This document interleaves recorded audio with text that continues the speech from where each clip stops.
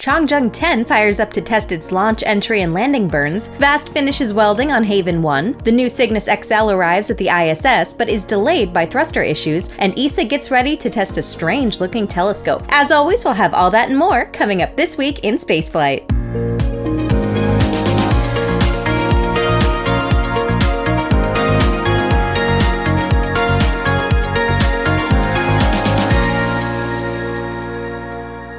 We start with a story about a delayed delivery, but instead of being held up in the mail, this one was held up in space. NASA and Northrop Grumman's brand new Cygnus XL cargo craft didn't arrive on schedule at the International Space Station this week, following a premature engine shutdown. The NG-23 mission was launched on Sunday, September 14th, aboard a Falcon 9 from Slick 40 at the Cape. The craft was then expected to be captured and berthed to the station's Unity module on Wednesday. So why didn't Cygnus arrive as planned? Well, the craft's main engine is expected to perform 2 burns to raise its orbit in order to rendezvous with the ISS, but its main engine stopped earlier than planned during this sequence on Tuesday morning. NASA reported that all other systems were functioning normally, and flight controllers drew up an alternate engine burn plan to allow Cygnus XL to make a safe approach to the station. That plan worked, and NASA astronaut Johnny Kim successfully captured the craft on Thursday using the station's Canadarm2 robotic arm, assisted by fellow astronaut Zena Cardman. Now, this was, notably, the first flight of this new extended Cygnus XL craft. The XL is an upgraded version of Northrop Grumman's Cygnus cargo spacecraft, which has been servicing the ISS since 2013. In addition to regularly delivering resupplies and science experiments, Cygnus craft have occasionally been used to reboost the station to maintain its orbiting altitude of around 408 kilometers. This is a task more commonly performed by Russian Progress craft, and most recently performed by a Cargo Dragon earlier this month. An enhanced version of Cygnus has been flying for the past 10 years, but this new stretched version increases the cargo capacity further by 33%. The craft can now carry up to 5 metric tons to the ISS thanks to an extra barrel section on its pressurized container. Cygnus XL can remain berthed to the station for up to 200 days, after which it'll be released to deorbit and perform a destructive re-entry in Earth's atmosphere. This craft is scheduled to remain at the station until next March. NG-23 was the third Cygnus craft to fly aboard a Falcon 9, with 2 more missions planned for next year. Flights are then planned to continue aboard the forthcoming Antares 330 rocket, starting with the NG-25 mission. The final 2 launches via SpaceX will include the NG-22 mission, which also suffered a delay of its own. You might recall that the cargo module for this mission sustained damage while it was being shipped to the Cape from Thales Alenia in Italy back in March. This indefinitely delayed its launch and led to additional consumables, such as food, being added to SpaceX's CRS-32 cargo mission in its place. While engine issues are unusual for the craft, the previous Cygnus to fly also experienced thruster problems during its own orbit-raising burn. That NG-21 spacecraft missed its first planned burn and had to abort the second before making up the time and still arriving at the station on schedule.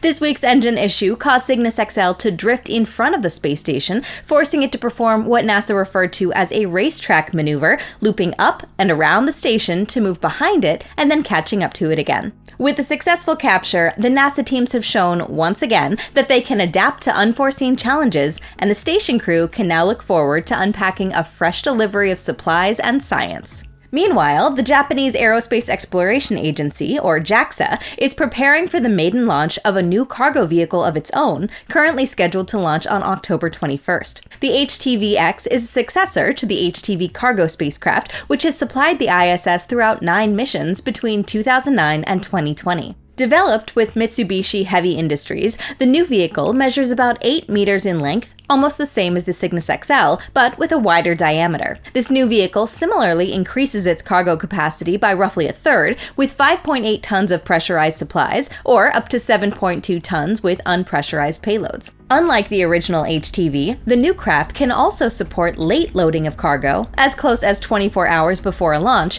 and it can also supply power to its payloads during transit. Once it leaves the ISS, HTV-X is designed to hang around for a while, performing on-orbit experiments or technical demonstrations for up to 18 months before re-entering. HTV-X was originally slated to debut in 2022, but has slipped by several years due to a number of factors, from COVID disruptions and design changes to delays with the new H-3 rocket that would carry it to space. The spacecraft will make its debut next month from the Tanegashima Space Center aboard the 7th H-3 rocket to fly, increasing the number of solid rocket boosters from 2 to 4 for the first time for this mission. We'll cover this mission in a future episode when it flies, so if you want to stay up to date, you know what to do. Subscribe! And if you think YouTube should show our space news coverage to more space enthusiasts, give us a like. It really helps. Now we'll have a look at NASA's Artemis II mission, which makes steady progress towards its launch. We've been following along as the agency is preparing to return humans to the moon for the first time since the early 1970s. Artemis II won't land anyone on the moon quite yet, but it will send 4 astronauts on a trajectory around our celestial companion, so they'll get closer than anyone since the Apollo program. Embarking on this roughly 10-day journey are NASA astronauts Reed Wiseman, Victor Glover, and Christina Cook, and Canadian astronaut Jeremy Hansen, who have all been training for a while now. During the trip, the 4 await a busy roster of tests, science, and observations. The astronauts will perform several experiments and even volunteer as test subjects for medical studies. They'll also be the first humans in decades to observe the far side of the moon, and they'll document what they see to inform scientists on the ground. Now, even though we have amazing data from spacecraft like the Lunar Reconnaissance Orbiter, human eyes are very sensitive and might spot things that machines can't. Meanwhile, the crew will also be focusing on testing the spacecraft. They'll be the first to fly on Orion, so there will no doubt be a lot to figure out. One of the tests will involve maneuvering the capsule around SLS's upper stage to test how the craft handles. This will be crucial for the following missions when Orion will need to meet up and dock with the lander. The rocket for this all-important mission is now nearing completion. Over the summer, teams have been busy testing the SLS rocket and preparing the Orion capsule for flight. The two will soon be mated, completing the launch vehicle. NASA recently invited the media to see the full stack in mid-October, and while the agency didn't mention a specific date, it certainly shows that NASA plans to complete the rocket very soon. The SLS for Artemis II features aerodynamic upgrades to reduce some of the vibrations observed during the first mission. NASA determined that they were caused by unsteady airflow between the solid rocket boosters and the core stage, so to reduce these vibrations, they've installed 4 so-called strakes onto the core stage. But how do they know that these additions will have the desired effect? Well, engineers tested a model covered in pressure-sensitive paint in a wind tunnel. This special paint fluctuates in brightness under pressure, and when observed with a high-speed camera, it helps engineers to understand the pressure loads on the rocket.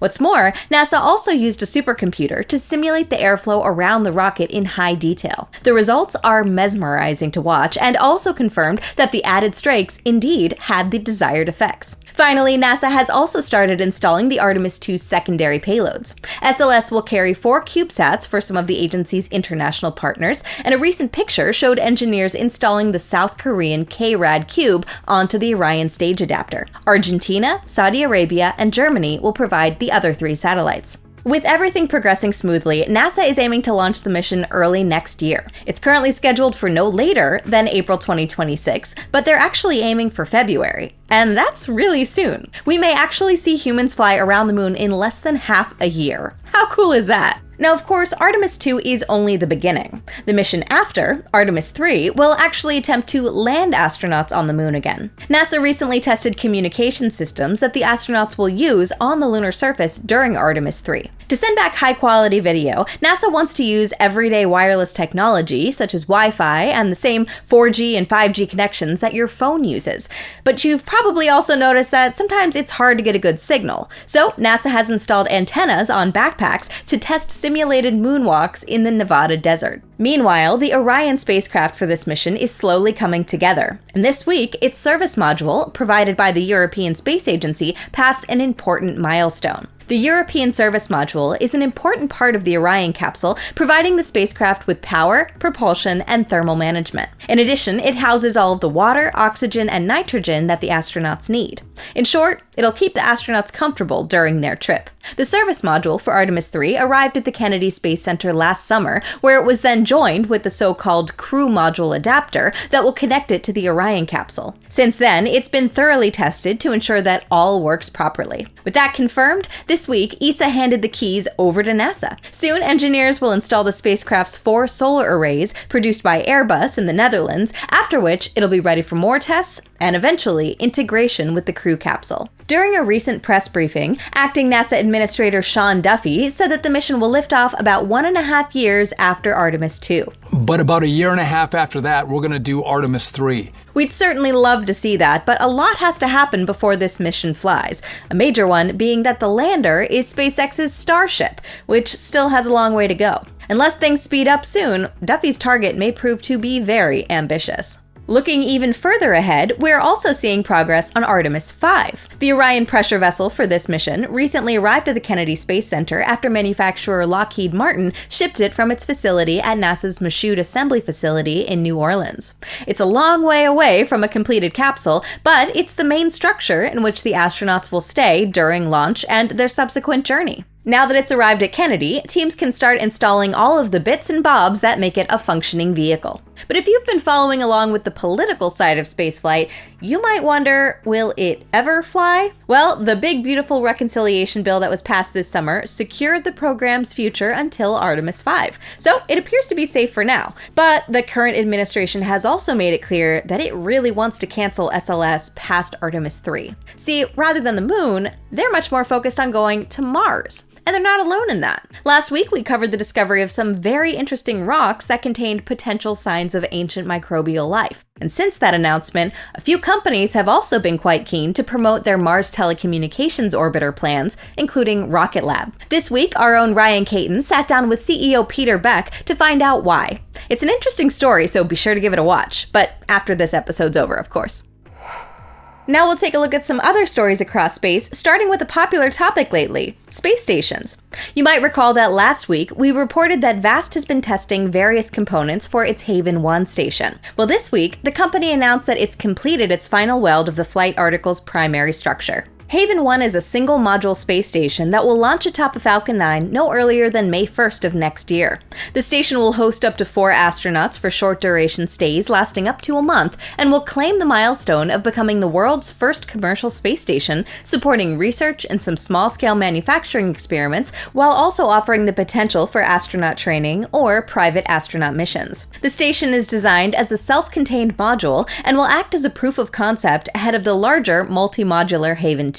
This will follow towards the end of the decade with the aim of becoming operational in 2028. Haven 2 is smaller in overall dimensions than the International Space Station, but will have a larger habitable volume that will accommodate up to 12 crew when it's completed around 2032. This is comparable to the current capacity of the ISS, which Haven 2 is designed to succeed after the station reaches its end of life. Ahead of all of this, VAST will first launch Haven Demo, a small demonstrator that will test the station's propulsion, avionics, and software. The demonstrator was originally slated to hitch a ride aboard the Bandwagon 3 rideshare mission earlier this year, and while it has yet to be confirmed as part of the Bandwagon 4 mission, we can't wait to see VAST prove out these systems and take another step towards putting its first commercial station in orbit. Indian private company Skyroot Aerospace has been steadily showcasing components for its Vikram 1 orbital launch vehicle, and September saw yet another milestone. The company has fully integrated the rocket's lower interstage, the carbon composite section that holds critical avionics, sensors, and separation systems, and moved it into vibration testing to prove that it can withstand the rigors of flight. Skyroot completed qualification tests for the interstage back in May, when it also successfully conducted stage separation testing, as well as structural testing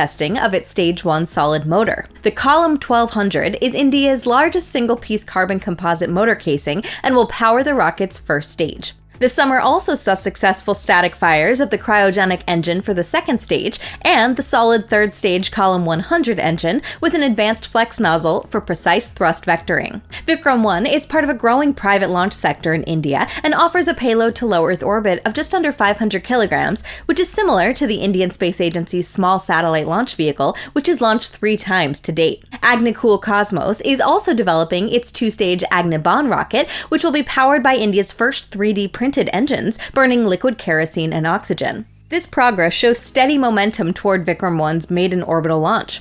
With vibration testing now underway, Skyroot is edging closer to making history as India's first private rocket to reach orbit. Now over to China, where a second static fire of the Changzheng 10 test article took place this week at the Space Launch Center in Wenchang. This occurred across 3 test burns to test launch, re-entry, and landing, and included reigniting the 7 engines on the first stage, which will be necessary when recovering it on future flights. The 3-stage Changzheng 10 will eventually carry astronauts to the lunar surface, a goal that China plans to achieve before 2030. The rocket will loft both the Mengzhou crewed spacecraft and the Lanya lunar lander on separate missions. This was the first time that a Changzheng or Long March vehicle has conducted a tethered ignition test at a launch site rather than on a test bench. China doesn't currently have a test site that can accommodate a test of 7 engines together, which is why the latest test took place at the pad, taking advantage of the flame trench below. According to the chief commander of the Changzheng rocket series, the next significant steps for the rocket will be a low-altitude flight and recovery test before the vehicle takes its first orbital flight test. Spanish rocket company PLD continues to march forward with its Miura 5 rocket.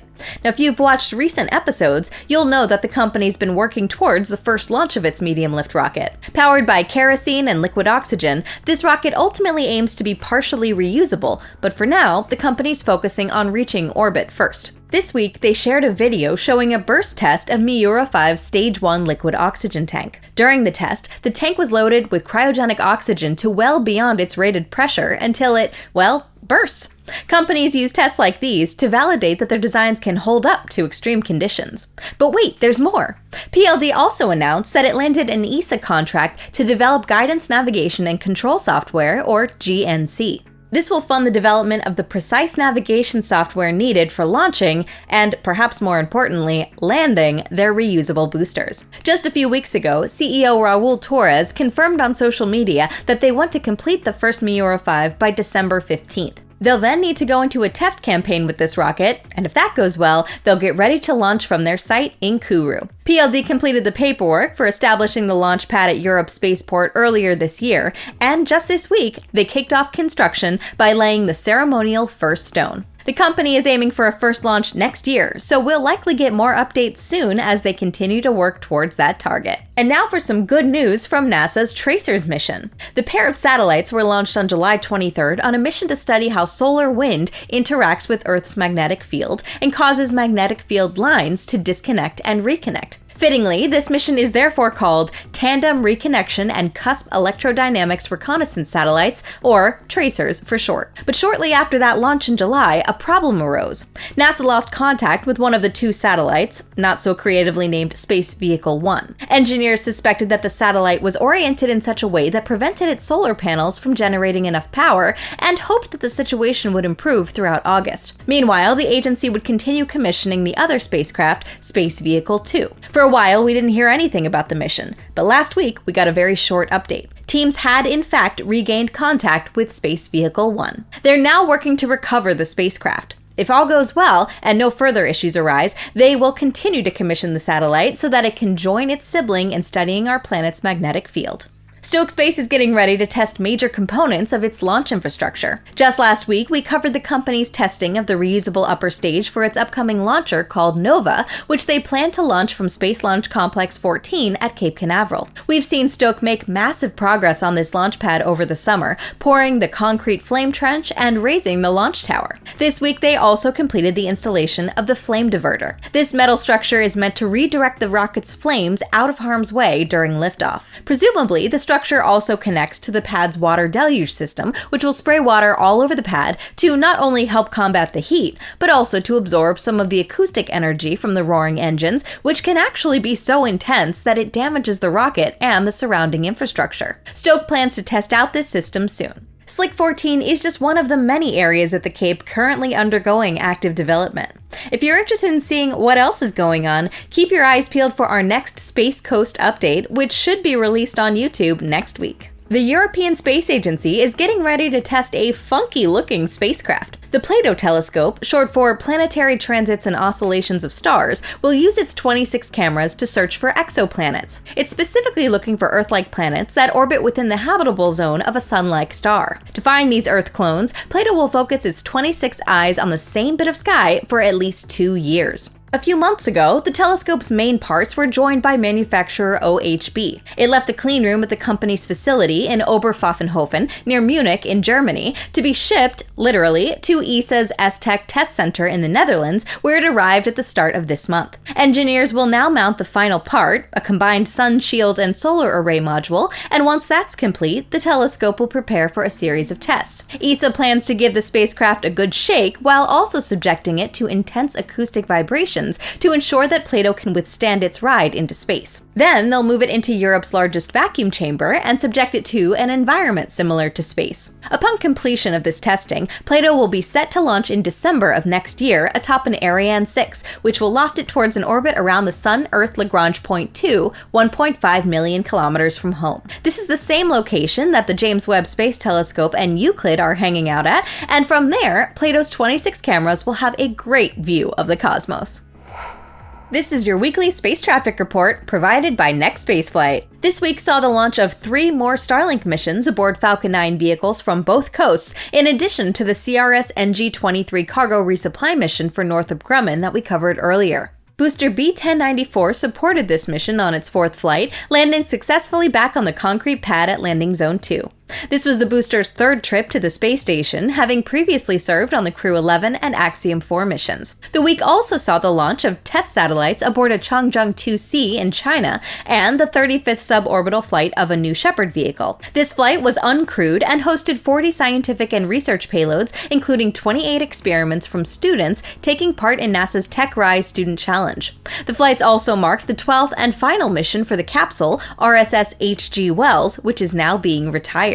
NASA's Parker Solar Probe completed its 25th close approach to the Sun this week, equaling its record-setting speed of 687,000 kilometers per hour. This was the 4th flyby at this distance and speed, and the probe will begin transmitting the data gathered from this latest encounter back to Earth early next week. Next week, SpaceX is scheduled to launch up to 5 times, with 2 planned launches over the weekend. From California, Falcon 9 will be launching another 11 reconnaissance satellites for the National Reconnaissance Office, and of course, another Starlink launch. From Florida, we'll have the launches of 2 more Starlink missions and NASA's IMAP probe. That acronym might ring a bell, and no, it isn't referring to the email protocol. This is the agency's Interstellar Mapping and Acceleration Probe. IMAP will head to the Earth-Sun Lagrange point 1, where it will collect and map particles streaming from our sun. The goal is to understand how these particles are accelerated and how they shape the bubble of magnetic fields and charged particles that surrounds our solar system, the region that scientists call the heliosphere.